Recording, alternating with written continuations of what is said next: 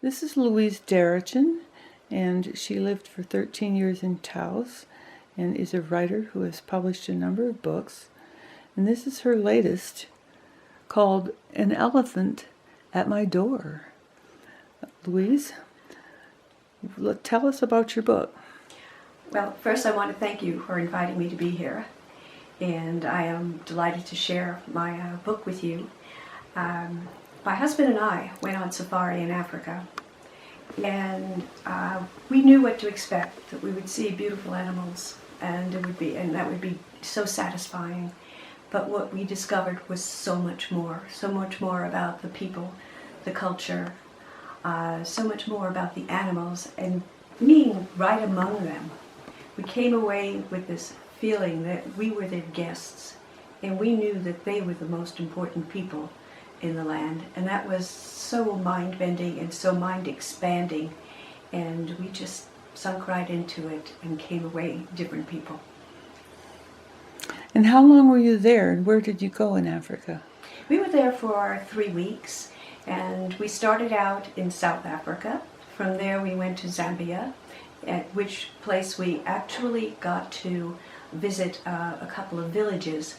Not the villages where they basically prepare a show, whatever. We went in and we saw the real life on a village and talked with the people, and I came away again so excited about it and had a whole different look at how I live and how they live, and what are the wonderful things about the way they live, and what are, we have wonderful things of course, but there are a lot of things that we give up for that.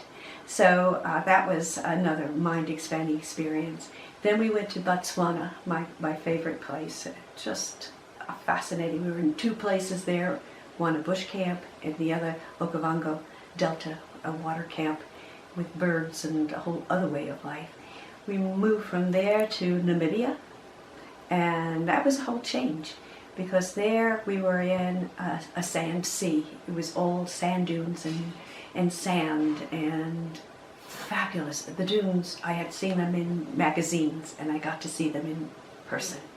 And Namibia was another entirely different experience. I had seen pictures of giant sand dunes that were absolutely black on one side, where the sun didn't reach, and sharply delineated from the darkness was bright light, bright orange on the other side. Well, I got to balloon ride above it and then walk on it. I got to see how animals miraculously, seemingly miraculously, live in a desert, and plants too. So it was another fabulous experience. My husband and I are at a private reserve, game reserve in South Africa, and on our 3rd day we spotted a female leopard and tracked her, and that's where I'm going to begin. Okay. She was with her 2 cubs. The leopard cubs were hungry. The smaller of the 2 cries out. Brett, our guide, shakes his head. He's concerned over its distress. The cubs have gone without food for too long, he says. The mother has been away hunting. She's come back to lead them to the kill. As we follow the family, we watch the little ones meander in front of their mother, sometimes walking, sometimes running, looking back over their shoulders, frequently as if to ask, are we going the right way? They have never been this far from where their mother left them while she hunted, a place with trees to climb, grass to hide in, rocks to romp across, and a river with cool water to drink. Now they are in new territory, marked by sand, dry, low-lying grasses, desiccated shrubs, and mostly leafless trees. They're highly visible in this open space. Their only escape from predatory animals are the trees. In a flash, the larger of the 2 cubs sprints across a field to a tree 50 yards away. The tree's thick, long, undulated branches, covered with dark leaves, is an ideal place to hide a carcass in this otherwise barren area. The 2nd cub follows suit. They know that the first to arrive at the kill gets to eat until it is satisfied. If the kill is substantial enough, there will be leftovers for the second cub. If not, the cub will go hungry. The larger one reaches the tree first, and with great speed and agility climbs among the branches, hoping this is where its mother has nestled a carcass beyond the reach of other predators. The smaller one sits at the base of the tree and whimpers from hunger. The mother comes, sits next to the cub, and comforts it by gently brushing its head with her tongue. Joel asks, if one cub proves to be dominant and repeatedly finds the food first, what happens to the other one? Will it starve to death? Brett, our guide, answers, if that happens, the mother will hide 2 kills and lead each cub to a different place.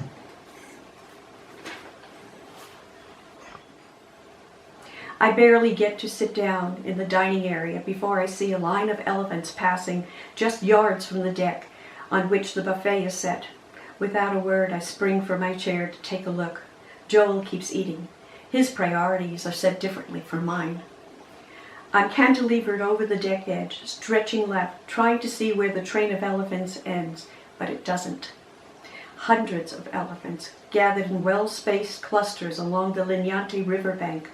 The elephants before me are at the head of the first herd, stopping at waterholes that are barely visible through the grasses in front of the lodge. Joel calls to me, "Are you coming back?" "No, come here, grab my camera, you have to see this." "I can see it from here," he says. "No, you can't." Joel leaves his food and joins me on the deck.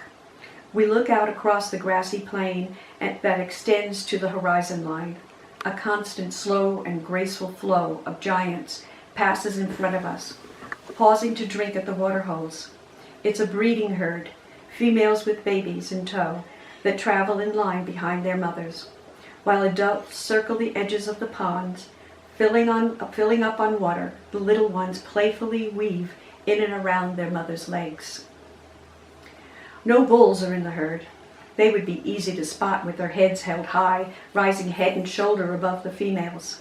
Males live alone or in bachelor groups, except when they go into must once a year, usually during rainy season. We are well into dry season. Joe, one of the game rangers, joins us on the deck. He tells us in a low, soft voice, the matriarch is the grandmother. It is her job to lead the family to food and water in wet and dry seasons. He pauses and then adds, she's responsible for their safety. She teaches them to avoid humans and poachers. She teaches them how to survive. Yeah, that's kind of that last bit. I just want to give them an idea on that second piece that there's humor. Oh, yes. And that there's also a lot of information about the animals. Thank you so much. You're welcome. Well done.